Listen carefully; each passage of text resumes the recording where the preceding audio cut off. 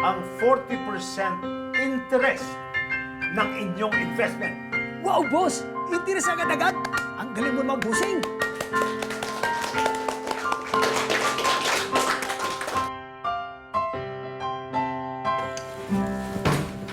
Walang hiya kayo! Ito pa ba igaganti nyo sa akin? Wala kang utang na loob, babae ka! Ibinigay ko sa'yo lahat ang gusto mo! Iniwanan ko asawa ko! Pero ano ginawa mo? Niloko mo lang ako! Hoy, tanda! Hindi ko yung pinagsisigan ang sarili ko sa'yo. Kaya wag mo akong susumbatan. Ako may niloko mo eh.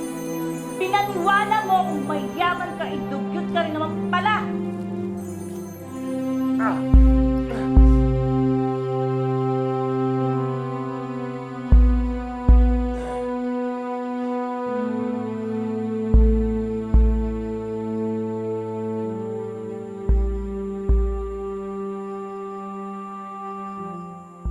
Sige na. Umalis na kayo.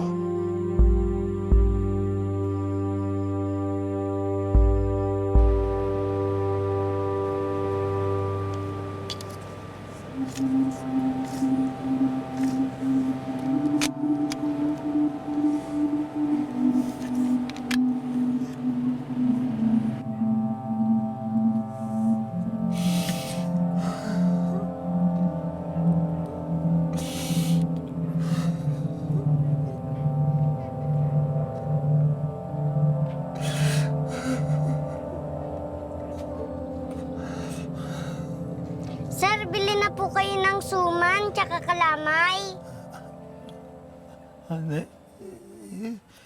Ikaw pala? Ano sabi mo? Tinatanong ko po kayo kung bibili po kayo ng suman. Hindi ako bibili ng suman. Sa iba ka na lang maglako. Sige po, sir, pero kung ano naman pong binabalak nyo, wag nyo na pong ituloy. Pwede naman po kayong humingi ng tulong sa Diyos, sir.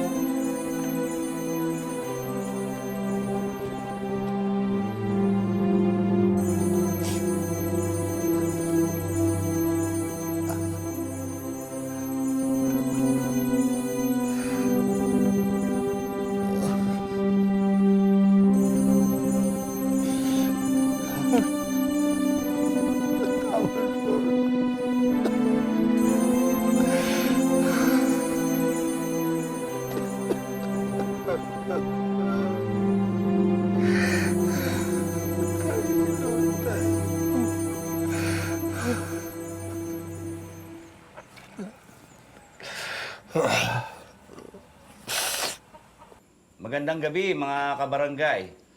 Una sa lahat, bilang inyong kapitan, ay hinihiling ko ang ilawak ng inyong pangunawa. May mahalagang sasabihin sa atin si Mr. Roman Alvarado. At sana ang hiling ko lang sa inyo ay bigyan natin siya ng pagkakataong matapos ang kanyang sasabihin bago tayo magsalita o gumawa ng anumang hakbang. Hiningi ko ang inyong pakikiisa. Mr. Alvarado.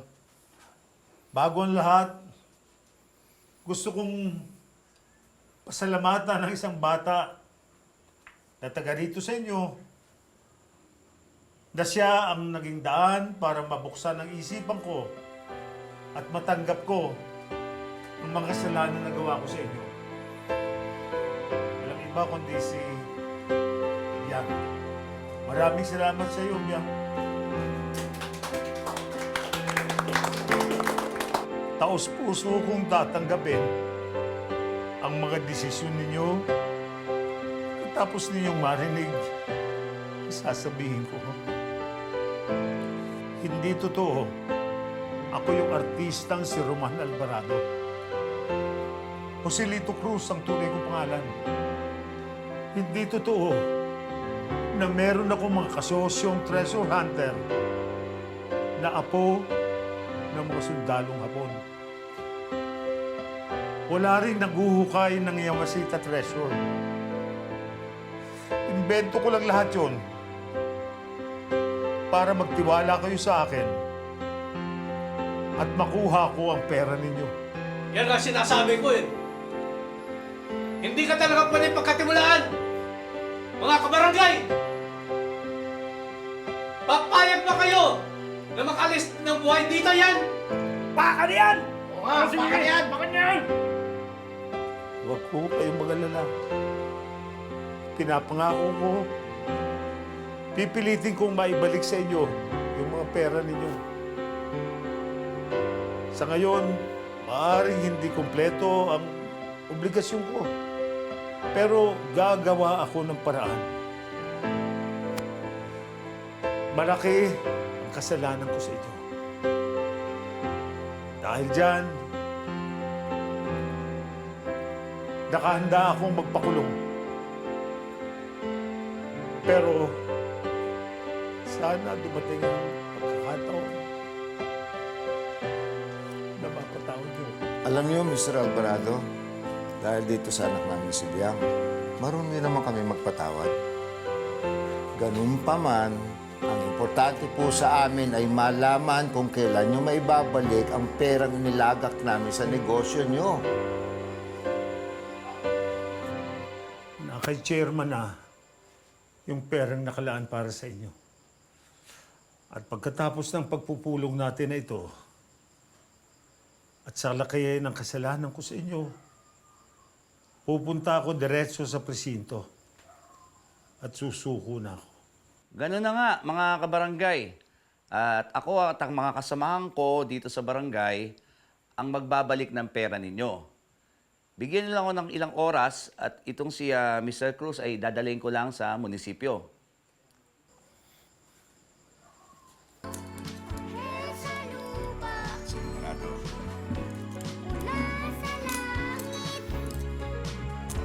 ligaya ang iyong halik. Yang,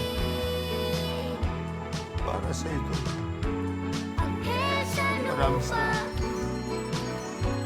maraming salamat sa sinabi mo sa akin.